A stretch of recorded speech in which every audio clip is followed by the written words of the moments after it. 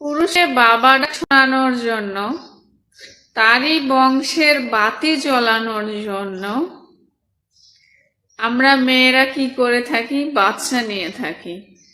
হ্যাঁ, আর সেই pregnancy time যদি হাজবেন্ডের প্রবলেম হয় আর ওই হাজবেন্ড প্রেগনেন্সি অবস্থায় বউকে রেখে আবার দ্বিতীয় বিয়ের সিদ্ধান্ত নেয়, তাহলে আমরা মেয়েরা আর কখনোই বাচ্চা নিব না।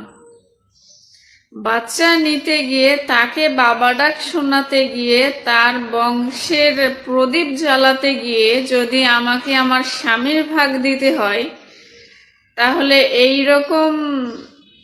এইরকম সিদ্ধান্ত মনে হয় আর কোনো মেয়েই নেবে না। কোনো মেয়েই চাইবে না সে আর মা ডাক শুনতে গিয়েই মানে তার হাজবেন্ডকে হারিয়ে ফেলতেছে।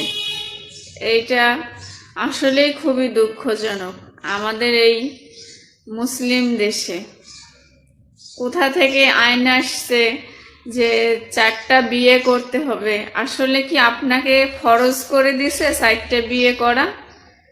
আর কোন সময় আল্লাহ পাক লিখছে যে 4 বিয়ে করতেই হবে, এমন বাধ্যতামূলক আছে?